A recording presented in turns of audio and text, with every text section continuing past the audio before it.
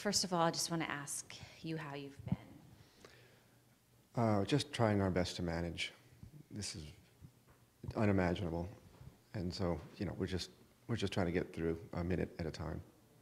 Why come out today and talk to the media? This is a hugely profound moment in our history, and we need to keep people thinking about it. And if they stop thinking about it, they're not going to act.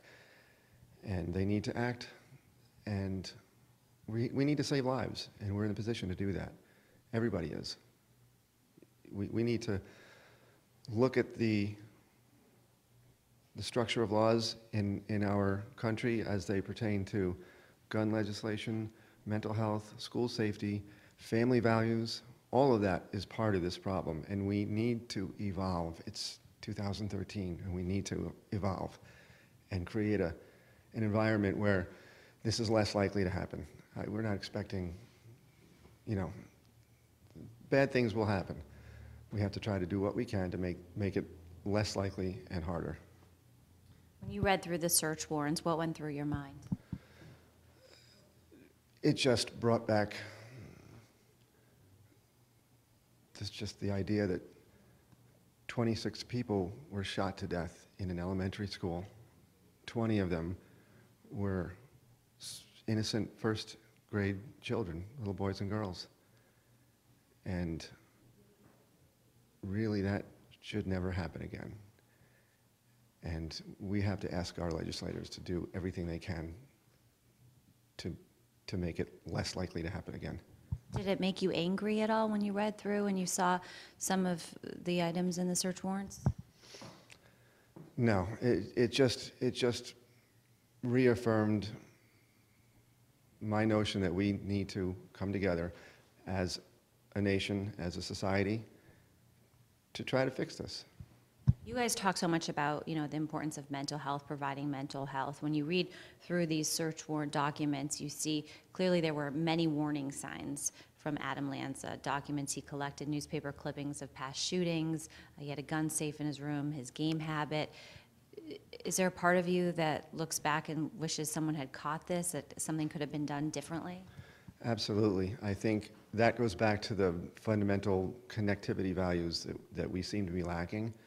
Family, community need to reconnect. We need to reach out to people.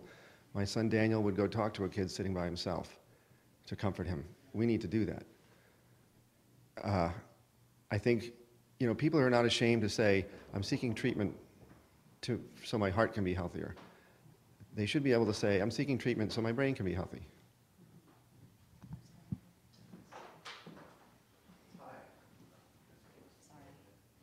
Can you tell us about Daniel, what it's been like these past few weeks without him? Oh my gosh. We're a very close family. We're just always together, literally physically close, rolling around on the floor, playing board games, and he was such a big part of that. He was a huge visible presence in our house. He was an absolute light. And I think now the shock is starting to wear off a little bit and the actual reality is starting to set in. And when I tell you it's getting harder,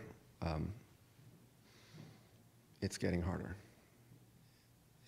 His absence is becoming more profound. Daniel was a light in our house, and he had a lot of light to share in this world. And we're going to do our best to help him share that light. When you read through this document and you think about Daniel, how does that make you feel? Daniel tried to help people. And so when I read through that document, I think in Daniel's honor, we have to try to help people. Do you have any anger toward the shooter when you read through this? Or his family? Not so. My anger is toward the situation, just toward the situation. And I'm turning that anger into action. And I think everyone needs to turn their emotions into action and keep working at this. And we need to evolve. We need to evolve. What do you want to see come from this? I mean, so many people are going to be talking about the details of what's inside this, but what do you want people to really walk away with? From the warrants in particular, I want them to to look at that and think about what happened. Like I said, a gunman went into an elementary school and killed 26 people. I want them to think about that. Think about being the parent of one of those kids or a spouse of one of those educators. Think about that. And then call your legislator and beg them to do something about it. Does it make you at all feel sad for Adam Lanza to see, when you read the details about his life and how he was? Yeah, I think somebody like my Daniel should have gone and talked to this kid. So if you see somebody sitting alone, go talk to them. Say, hey, how you doing? How's your day going? Is that what your Daniel would have done? That's what he did. His teachers told us that every parent-teacher conference, how he would do that. He'd go up to the kid that was alone. He would go up to the kid. My niece started a website called What Would Daniel Do, because her daughter saw a kid sitting alone and thought, what would Daniel do? And had a conversation with this kid. And it apparently had a profound impact on him.